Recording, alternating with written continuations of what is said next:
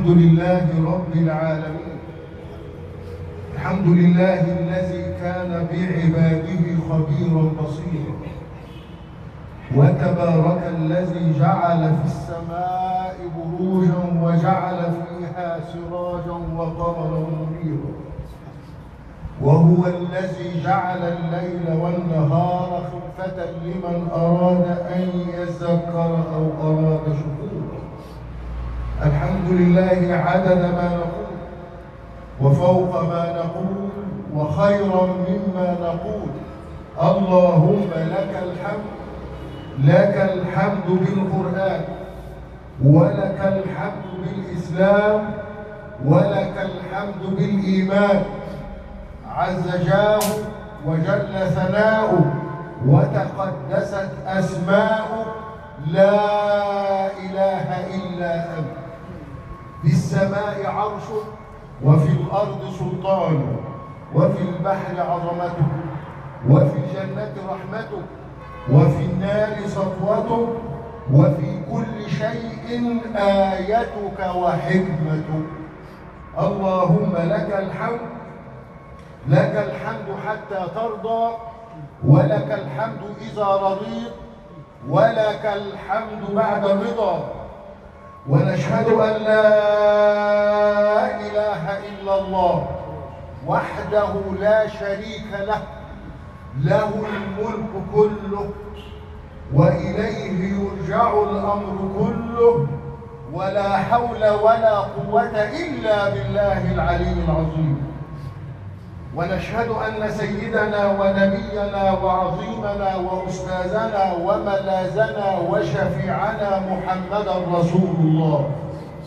نشهد يا رسول الله أنك قد بلغت الرسالة، وأنك قد أديت الأمانة، وأنك قد نصحت الأمة، وأنك كشف الله بك الغمة.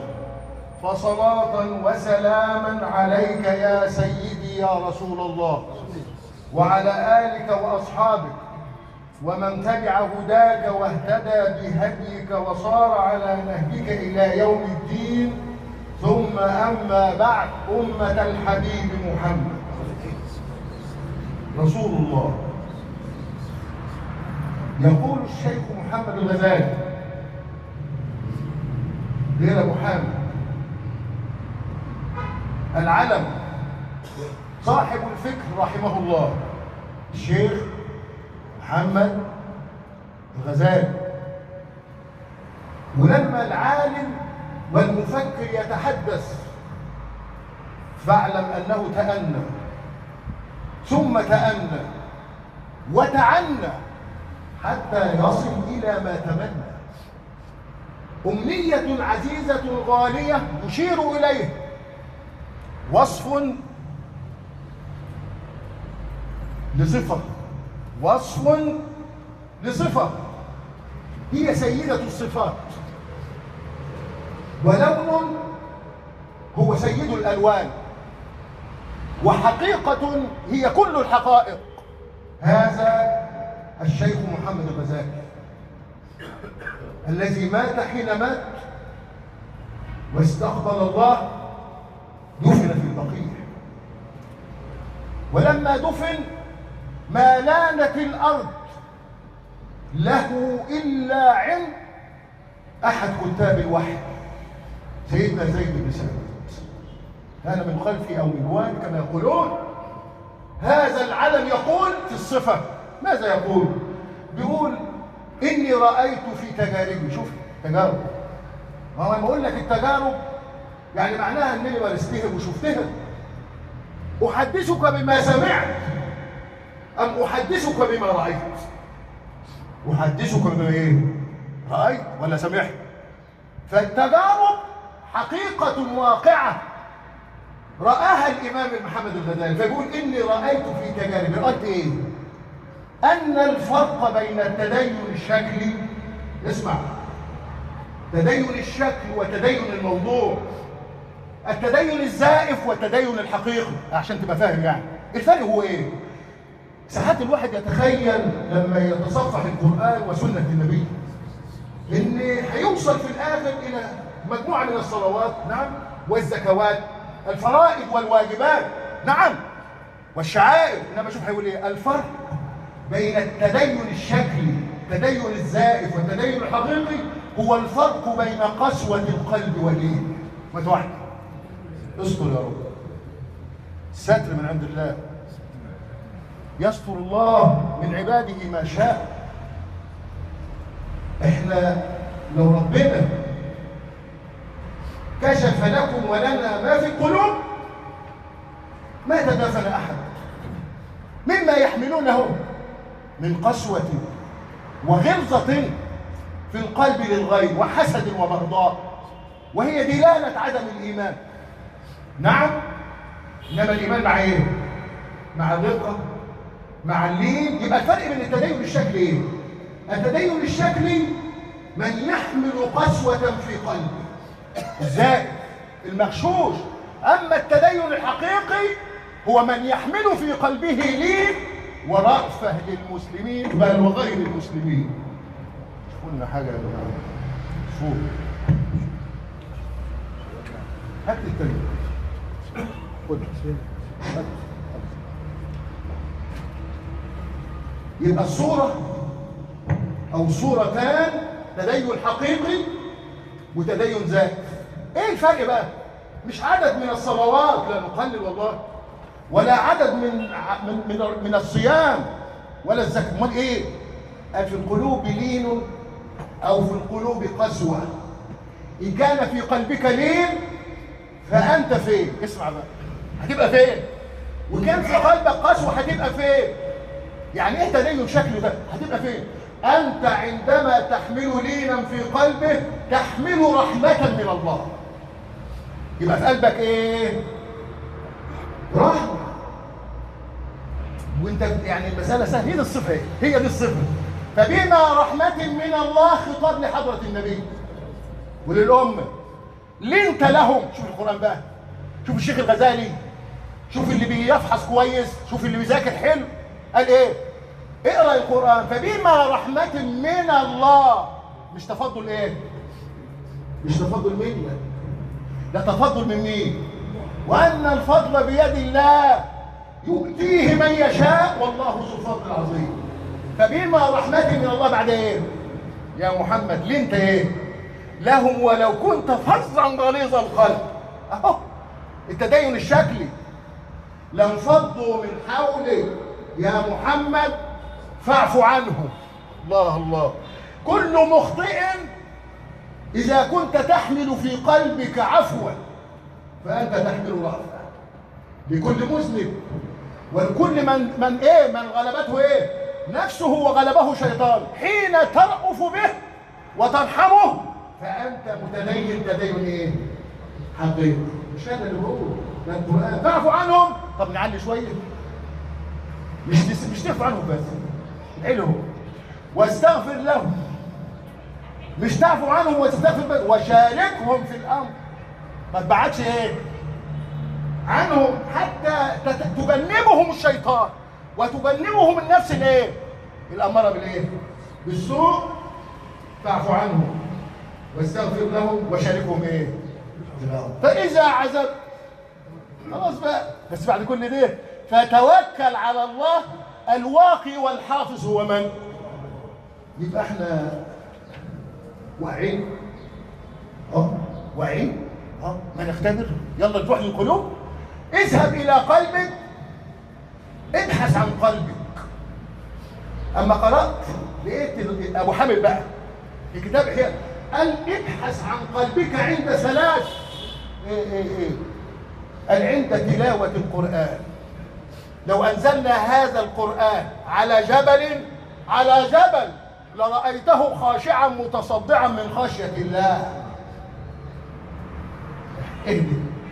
وعند الصلاة قد أفلح المؤمنون الذين هم في صلاتهم خاشعون. والخشوع لا يكون إلا الايه؟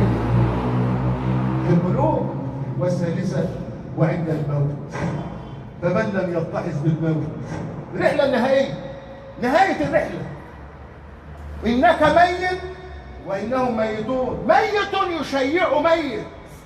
ميت يشيع ميت. ده الطلقه طلعت. انك ايه؟ خاطب رسوله على قيد الايه؟ قال له يا محمد عيش ما شئت واحبب من شئت فانك مفارق. انك ميت وانهم ميتون. ايها الاخ المؤمن، اذا الرحمه هي صفه الصفات، مش انا قايل؟ هي صفه الصفات. نعم، فمن عنده رحمه عنده شفقه الله، وعنده لين، وعنده رفق، وعنده اهتمام ورعايه واحساس بمين؟ بالغير، اللي بيسموه ايه بقى؟ التعاطف. ما هي العاطفه الوجدانيه الجميله الايجابيه لما يحصل بينك وبين واحد يحصل نوع من ايه؟ من الطريق له. تحزن لحزنه وتفرح لفرحه، وان كنت غنيا ملت عليه بغناك، ليس تفضلا منك، انما العاطف هو من؟ الله. واسمع، اذا تألمت. انا لما افتش معاك بس شويه، اصل التفتيش هيبقى كتير، الفحص كتير في القرآن والسنة، لكن تعال. إن الله، ربنا هنبدأ بالله، إن الله أراد أن يربي في النفوس الرحمة. طب يعمل إيه؟ يقوم ربنا يعمل إيه؟ فيصف نفسه بالرحمة. أول القرآن وكل سور القرآن أول ما نبدأ بسم الله إيه؟ الرحمن الرحيم. اسمان من اسماء الله اشتقا من صفة الرحمة. الرحمن ايه؟ رحمن الدنيا لكل الناس، للطالح والصالح والكافر والملحد والموحد، كلهم فين؟ في معية من؟ الرحمن. لكن الرحيم رحيم الآخرة بالمؤمنين رؤوف ايه؟ رحيم. لأن الرحيم يكون لكل ايه؟ مؤمن لم يشرك بالله ايه؟ إنما الرحمن شامل كل شيء، كل حاجة، جماد ونبات وحيوان، فاسق ومؤمن وفاجر إلى ايه؟ إلى آخره. هذه أول حاجة. اسمع الأدب من أول. وصف الله نفسه ايه؟ بالرحمن. ونقول نرجع تاني في الفتح، الحمد لله رب العالمين. تاني الرحمن الرحيم. بالإرادة ايه؟ الفاتحة أم الكتاب، فرض ولا لا؟ لا تصح الصلاة ايه؟ إلا به. يبقى لازم نقرأ في الفرض وفي ايه؟ وفي السنة بالليل والنهار. دايما نردد تقول الرحمن الرحيم. اسمع بقى حضرة النبي، عاوز تعرف عظمة الرحمة الإلهية عشان تتعظ، عشان تبقى في معية هذه الرحمة. اسمع النبي بيقول ايه؟ يا سلام. إن الله جعل الرحمة قد ايه؟ 100 جزء. رحمة كم؟ 100 جزء. يا سلام على رحمة ربنا. ورحمة ربنا فين؟ لما ربنا يحب يعني يرحم عباده يقوم يدخرها ايه؟ يقوم يدخرها لهم. فادخر لهم قد ايه؟ يا سلام. حبس لهم قد ايه؟ 99 جزءا ليوم هون، ليوم صعب، يوم تشخص فيه الايه؟ الابصار، يوم الازمه الكبرى، يوم ان يوما عند ربك ب50,000 سنه مما ايه؟ تعدون. وحشلنا قد ايه؟ 99. وارسل او انزل رحمه واحده بها يتراحم الخلائق، حتى يوم النبي يذكر لنا مثلا حتى ان الدابه ترفع حافرها عن والدها او ولدها مخافه ان تصيبه. يبقى ده رحمه ايه؟ اللي احنا شايفينه كل ده رحمه الملائكه، رحمه النبي، ورحمه كل الخلائق قد ايه؟ جزء من كام؟ من 100. واسمع، النبي في الغزوه او بعد الغزوه اذا بالاسير احد الجماعه اللي اسروا امراه تبحث عن والدها، حملت ضرب، فلما وجدته حملته والصقته ببطنها. شوف الحنان يبقى قد ايه؟ هل هناك حنان في البشر يعني اكبر من حنان الام؟ انما مين الاحن؟ مين الارحم؟ فألصقت ولدها بإيه؟ ببطنها. فقال رسول الله معبرا عن رحمة الايه؟ رحمة الرحيم، اسمه أرحم الايه؟ الراحمين الله. فبيعمل ايه؟ شاف النبي موقف، قال اما علم الصحابة وعلم الأمة موقف، التعليم بالمثل، التعليم بالموقف. أترون هذه طارحة ولدها في النار؟ إيه؟ مين دي؟ فيه بالله عليكم تلقي ولدها في النار؟ قالوا بنفس واحد ولفظ واحد وجملة واحدة: لا يا رسول الله. قال: ما الله أرحم بعباده من هذه الأم بولدها. مين الأرحم؟ حديث صحيح. لله ايه؟ أرحم بالعباد، لأنه اللي خلقه من الأم بإيه؟ بولدها. طب اسمع بقى، يقوم ربنا سبحانه وتعالى يعمل ايه؟ أما انتهى من الخلق، لسه ما خلقش، خلق الخلق أولا، كتب كتابا. شوف بقى، يبقى بيقولوا في القرآن بيقول ايه؟ كتب ربكم على نفسه الايه؟ مش صفة من صفات الله، ده كتب على نفسه ايه؟ كتب ربكم على نفسه الرحمة. ألزم نفسه سبحانه ايه؟ وله الايه؟ يقسم بما شاء على ايه؟ يعني هو اللي أقسم بالعصر، وأقسم بايه؟ حتى أقسم بمين؟ بحضرة النبي لعمرك. صح ولا لا؟ نفس الكلام، ربنا أوجب على نفسه وهو القادر ولا يلزمه ايه؟ أحد.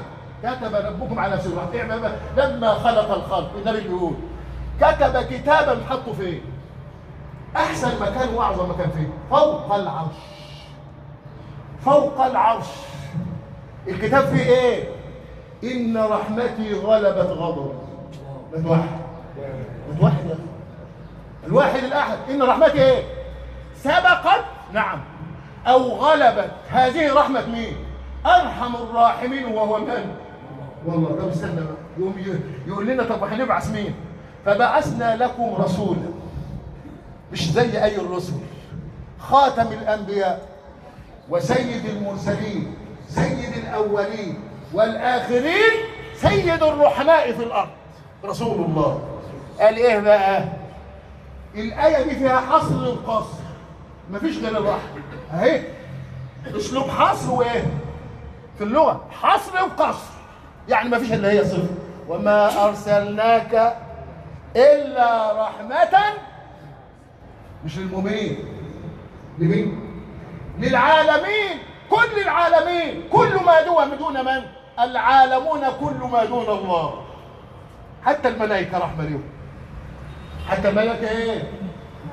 والله حتى الملائكة، حتى جبريل، كل الملائكة طالهم رحمة رسول الله. كل الجمال، الحيوان، الإنسان، المسلم، الكافر، رحمة لمين؟ للعالمين. يبقى اسلوب حصر وايه؟ وقال له يا محمد احنا هنديك بقى خاصيتين، ما نصلي الاول، ما تصلي، هنديك منحه لامتك مخصوص. لقد جاءكم رسول من انفسكم عزيز عليه ما عنتم. التقيله عاوز يشيلها ايه؟ عاوز يشيلها عنكم. عزيز عليه ما عنتم حريص عليكم بالمؤمنين رؤوف ايه؟ رحيم. يا حلاوه. ده لمين دي بقى؟ لمين؟ لأمة مين؟ جاءكم رسول من أنفسكم. تقرأ كمان أعظم الأنبياء، أشرف الأنبياء في قراءة، من أنفسكم أو أنفسكم. عزيز عليه، في رحمة أحسن من كده؟ ها؟ حريص عليكم، اهتمام بيكم، بالمؤمنين رؤوف رحيم. طب ما تيجي تشوفوا النبي في حب لأمته ورحمته بأمته وشفقته على أمته. أنا مش هذكر أمثلة إلا من الصحيح من سنة النبي. اسمع الجمال بقى، جمال الرحمة المحمدية. واستمد من رحمة مين؟ الله. إيه بقى أول حاجة؟ اسمع، يقول الحبيب لكل نبي، يا سلام على حبه، يا سلام على رأفته، لكل نبي دعوته مستجابة. كل نبي ربنا عمل له ايه؟ له دعوات كتير، بس فيه كده واحدة كده خاصة، يعني دعا بها الله في الدنيا كل نبي إلا أنا.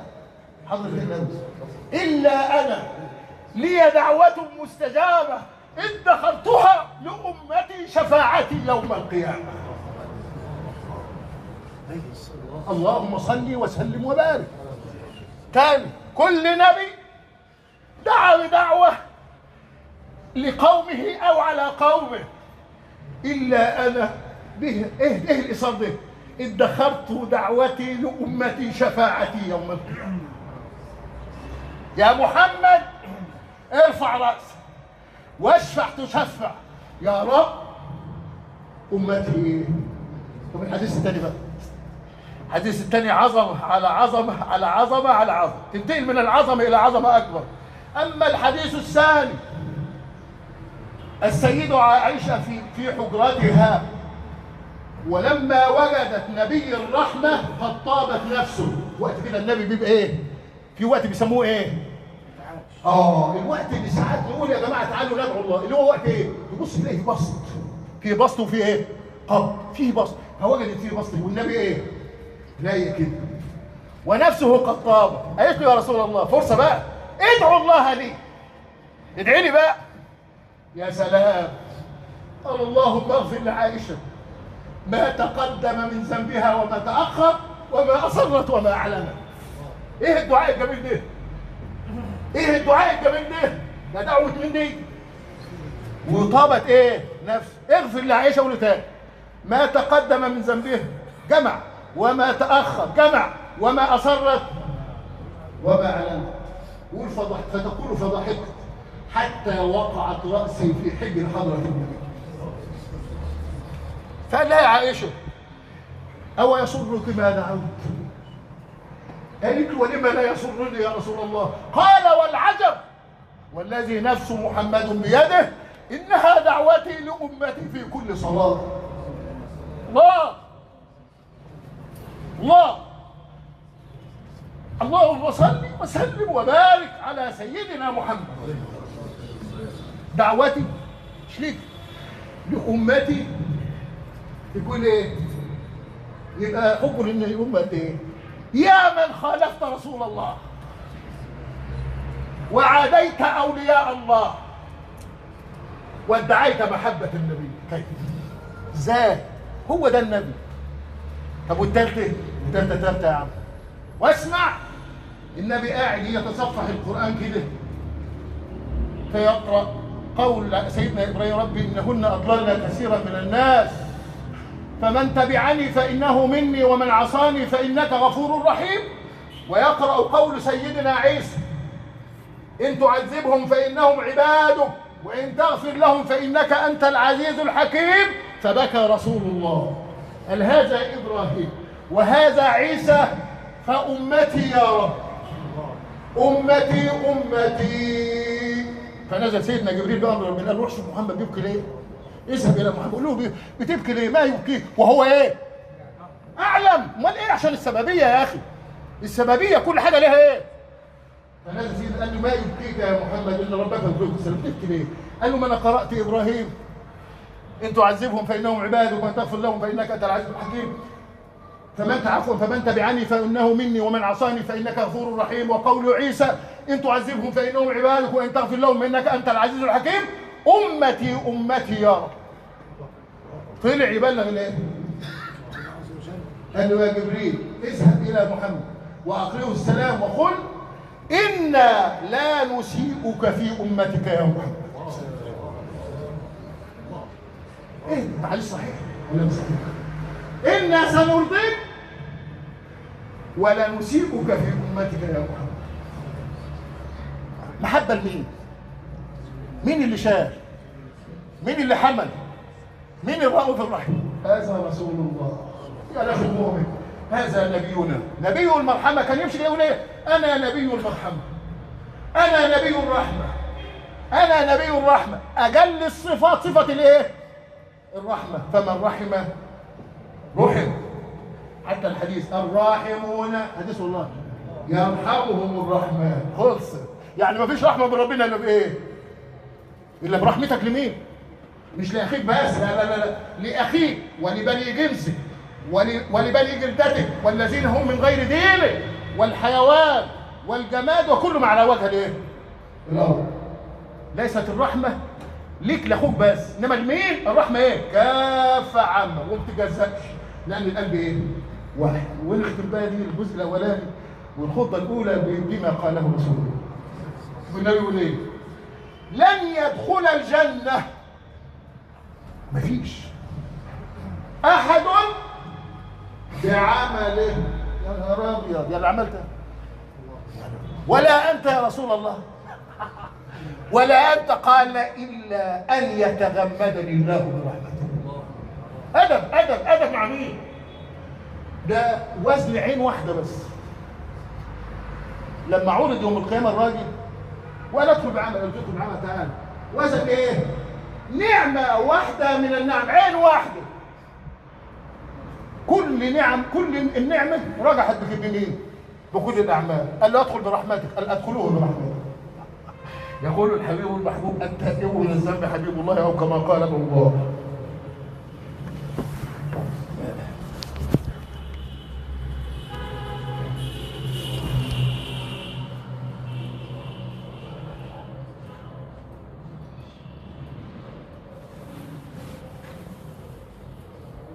الحمد لله رب العالمين، نحمدك ربنا ونستعينك ونستهديك، ونصلي ونسلم على خاتم الأنبياء وسيد المرسلين سيدنا محمد وعلى آله وصحبه أجمعين، وبعد. والأمثلة كثيرة لكن اخترت لكم من هذه الأمثلة في الرحمة والتراحم لرسول الله. في أكثر من العبادة. العبادة، كل العبادة تشغلك عما دون الله، صح؟ ولكن شوف حضرة النبي في أجل العباد وعبادات وأعظمها الصلاة. وده درس لينا عشان نتعلم، عشان الولاد ده هم الصغيرين دول نحملهم على أعناقنا وأكتافنا. ده الرسول عمل كده. رسول الله أمامة بنت السيدة زينب، يعني يبقى حفيدة مين؟ حضرة النبي. كان إذا جاءت وهو في الصلاة يعمل إيه؟